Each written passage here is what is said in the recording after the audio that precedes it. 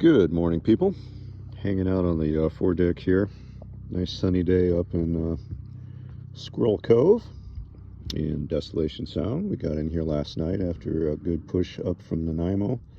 Knocked off almost 80 miles during the day. We had better part of 7 knots under the keel practically the whole trip. So like really good, solid, efficient trip. Saw a lot of whales actually. I think we counted 10, maybe 12 humpbacks. So it was kind of fun. Good conditions to get here. We are anchored out here in front of the quote-unquote public dock here in Squirrel Cove. 80% of the public dock is taken up by local boats. I would say most of them, at least half of the local boats, probably have barnacle growth on them that may be in excess of 2.5 or 3 inches. They don't go anywhere. They're just purely used for domicile at the public expense.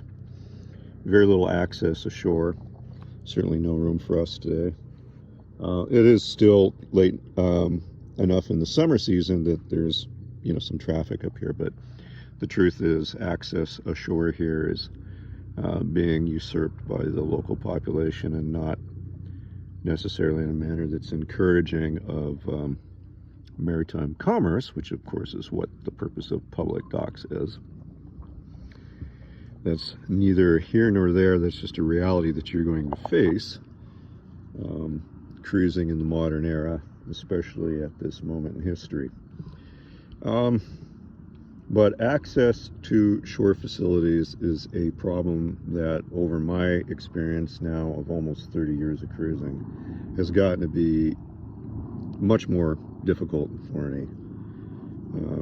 You've got both shoreside development and you have degradation of the harbor resource as well, either due to industrial waste or salvage or sunken boats or sunken equipment or derelict fish farms, or of course just people on derelict boats.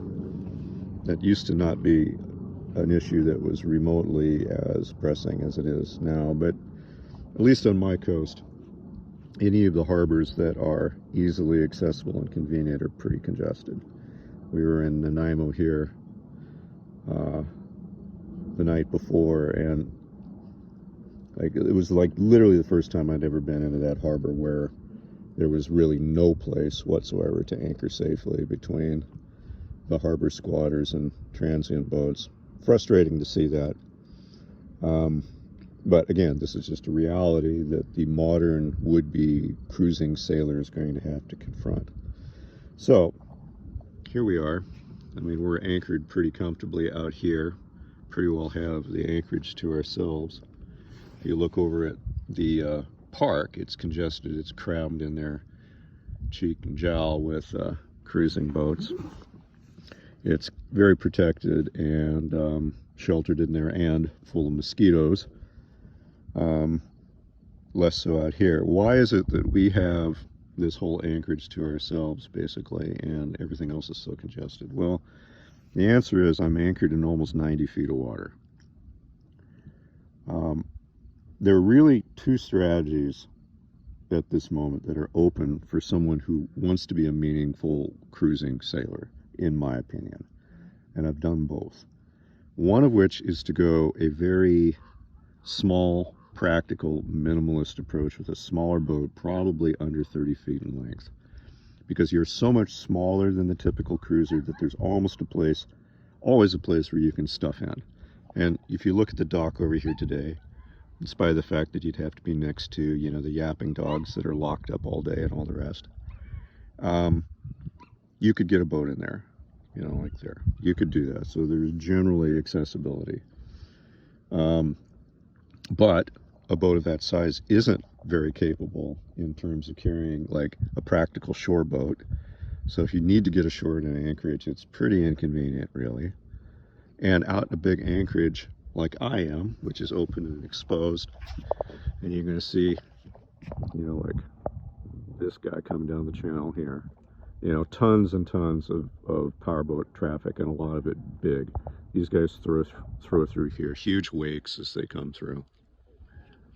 A small boat really gets the crap kicked out of it by those people, but of course you would over here at the dock too, and you'll see that they just get trashed. So really, the way I've come to see it is that you're kind of just confined by circumstance to either go really small or big enough with a boat such that I have, which is, you know, 45 feet and 15 tons, something that is able to carry adequate enough ground tackle to anchor in excess of 60 feet of water. Closer to 100 is better. Something that, you know, your typical powerboat can't really do. Something that a smaller, especially lighter yacht can't really do. If you're able to do that and comfortably and safely get into, you know, 60 to 80 foot kind of depths, generally speaking, those are free and open. You're not going to be able to do that on a small boat very well, but hopefully you can tuck inside. I've come to find that, in my opinion, the most difficult kind of boats for cruising now are stuff between perhaps 30 and 40 feet, because you're too small really to carry the big gear. You're too small to carry like a real shore boat, but you're too big to be able to sneak into the tiny little hidey holes. And you can end up with kind of the worst of all worlds there, in my opinion. Something to really think about. Congestion and other boaters is probably the most hazardous and difficult aspect of cruising in the modern era. Having a strategy by which one can, you know, safely avoid those problems and the congestion and the rest of it, I mean, it's just essential. Or just trying to deal with being denied access to the resource is something that you're just going to find yourself pulling your hair out about. I wish that weren't the case. That may not exist forever, but at the moment, at this moment in history where the economy sits and everything, access is really one of the tougher realities that anybody's going to have to face. Anyway, I thought I'd lay that out in an unvarnished manner. We're riding here pretty comfortably, actually. Cheers.